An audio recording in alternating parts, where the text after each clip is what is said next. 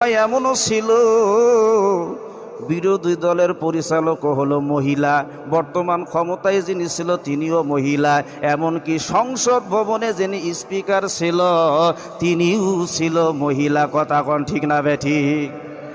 মহিলাদের নেতৃত্ব শরীয়তে বৈধ নয়। যদি বৈধই থাকতো আল্লাহর নবীর ইন্তেকালের পর স্ত্রীরা নেতৃত্ব দিত। কথা বলেন ঠিক না বেঠিক? এই জন্য খুবই গুরুত্বপূর্ণ বিষয়, মহিলা দুইজন মহিলা এক জায়গায় করলে একজন পুরুষের জ্ঞান হয়। সাক্ষীর ক্ষেত্রে পুরুষ একজন হলেই যথেষ্ট হয়, আর মহিলা যদি হয় দুইজন সাক্ষী দেওয়া লাগবে। কথা বোঝেন নাই? এটা হলো মাসালা। ইমাম আবু হানিফার মতে সাক্ষীর ক্ষেত্রে পুরুষ হলে একজন আর মহিলা হলে দুইজন লাগবে। তাহলে এখান থেকে বোঝা গেল দুইজন মহিলা এক জায়গায় করলে একটা পুরুষের জ্ঞান হয়। মহিলা হলো পুরুষের অর্ধাঙ্গিনী, তাকে পরিচালনা করবে তার স্বামী। বন্ধুগণ আমার, আল্লাহ কথা জানাইলেন যে মহিলাদের পরিচালক হলো পুরুষেরা। মহিলারা যদি ভুল করে, এই ভুলের সংশোধনের জন্য পুরুষেরা স্ত্রীদেরকে শাসন করার অধিকার রয়েছে। তাকে সংশোধনের জন্য শাসন করতে পারবে। মহিলাদেরকে স্বামী পরিচালনা করবে, পরিচালনার জন্য যদি প্রয়োজনে শাসন করতে হয় শাসন করবে। এক্ষেত্রে কোনো মহিলা অভিমান করতে পারবে না, বিচার করতে পারবে না। হাদিস শুনুন, হযরতে সাঈদ ইবনে রাবি রাদিয়াল্লাহু তাআলা আনহু, তেনার স্ত্রীর সঙ্গে একবার তর্ক বিতর্ক হয়ে গেল।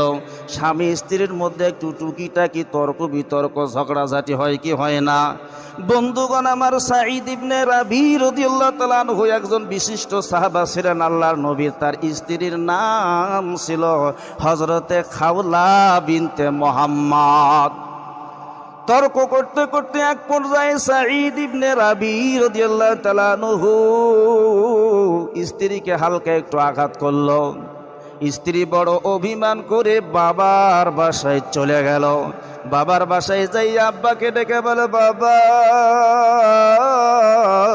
আপনার জামাই আমার আঘাত করেছে, আমাকে মেরেছে, আপনি বিচার করেন।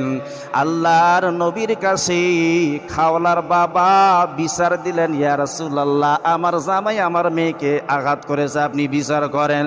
আল্লাহর নবী বিচার করার প্রস্তুতি গ্রহণ করলেন। এমন সময় আমার আল্লাহ রাব্বুল আলামিন জিবরাইলকে পাঠায়া দিলেন। সূরা নিসার ৩৫-৩৪ নম্বর আয়াত নাজিল করে দিলেন, আর রিজালু কাওয়ামুনা আলান নিসাই বিমা ফাদালাল্লাহু বা'দাহুম আলা বা'দ।